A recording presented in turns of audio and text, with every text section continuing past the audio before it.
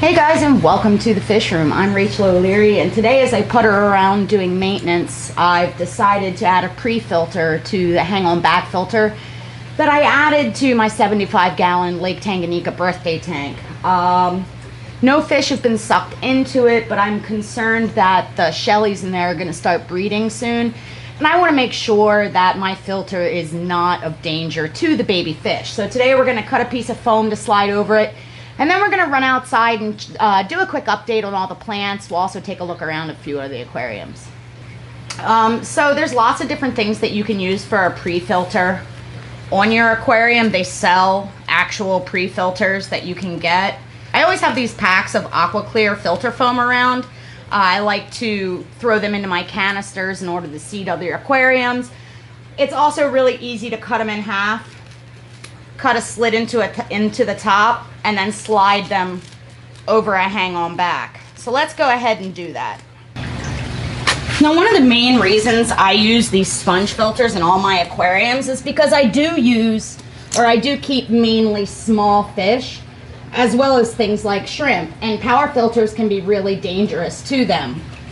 So all I'll do is simply slide that over, and that'll protect any potential fry from being sucked into the filter. Now, as part of your weekly maintenance, you would go ahead and rinse that off. Now, I realize that the white color is not that attractive, but over time it will turn brown. And again, you could certainly purchase a darker colored pre-filter, but for now, this is the solution I'm doing, simply to make sure no baby fish, should I get them, get sucked into the filter. Let's go take a look at some plants. Now, if you guys have been around for a while, you know that I moved a bunch of my floaters in from my outdoor tubs, and I set them up in this aquaculture tub with just a shop light over top underneath the 150. And you can see that while the red root floater is not as red as it was, everything seems to be doing really well. So I think I'm going to have pretty good success overwintering these floaters down here so that I can move them out again next spring and not have to start over. I do still need to move in some of my giant sensitive plant. We're going to head out to the greenhouse now to see how all that's doing. But real quick, I just have to mention how in love I am with how full the 150 looks now that I have the white clouds back in here. What a fun and active tank. The air plants that I hung around my home are still doing awesome. Once a week I dip them into a fish tank water, let them dry and hang them back up. So far so good. I also put together this little succulent garden out in my outdoor succulent garden. I had some of these plants, and if you follow me on Instagram, you know that my daughter named them the Fredericks. So I moved them, as well as some other odds and ends I had around, and just turned this bowl into a little succulent garden. This was supposed to be a wabikusa, but it's been 3 years and I never got around to it, so I figured I'd just turn it into a succulent garden. I used some manzanita, some dragonstone, and my custom mix that I make for succulents that I've shown you before. Oh yeah, and the shrimp are still doing great with Sid fishes. He has been leaving them alone entirely, and they look fantastic. So it seems as though this time, because of all this moss in this aquarium, the shrimp are doing really, really well. Fingers crossed things continue that way. Now, some of you have been asking for a bog garden update, so I thought I'd bring you out here and show you. Look at that purpurea. If you guys remember correctly, that looked mostly dead this spring, and it's really bounced back and got some beautiful rich color. Since it's getting cold, my fly traps are already starting to go dormant. You'll notice that most of the traps start to die off, and then they basically just stop growing for the cold season. But I personally think that this bog garden has been a resounding success this year. Tons of flowers, tons of neat species, really thrived and did well, and I can't wait to see what next year brings with it.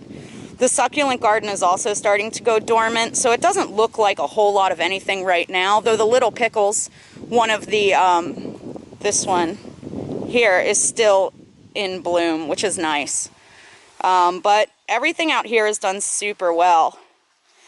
Because it's done so well, I'll probably transfer some of these plants into the bog garden next spring after they're overwintered. Make sure you stay tuned because we will go over how I'm going to overwinter both of these gardens, as well as all of the plants from my bins. Now, not a whole lot has been going on in the greenhouse. I still have the pygmy sunfish out here. And funnily enough, I thought I had emptied this bin entirely of cherry shrimp. But if we look closely, you'll see there are at least 100 cherry shrimp still out here. Now, the tub water is still in the 70s, so I'm not stressing too much just yet about getting them out. But it just goes to show you how resilient they are. I've been really, really pleased. All of the plants out here are still doing awesome because it's still a warm enough growing season. So we haven't gotten to measure this giant sensitive plant yet. But probably in the next week or two, I will do that and move some down into the fish room to try and overwinter. As well as some of these marginals that generally don't do well being left outside. Now, all of the lilies are super easy to overwinter, and I'll go over that again in the future. Otherwise, the greenhouse is getting ready for its winter manifestation, and that means that I move all of my hardscape supplies that are currently outside the greenhouse into the greenhouse. And this just makes it so they don't get buried under snow, and I can actually look through them when it's cold out.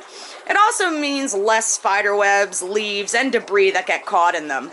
I did do a little bit of restock. We have some black lava rock, we have elephant skin stone, we have dragon stone, and we have Siriu. And I got a lot of this in so that I can continue work on that giant wall of aquascapes. Now, while it's plenty warm in the greenhouse, it is absolutely frigid outside. In fact, there's snow forecasts for this week, so one of the things I'm going to have to do today and tomorrow is get all the plants out of this tub. And I have to tell you, I am absolutely dreading sticking my hands in that cold water. So I'm going to work on draining that here shortly.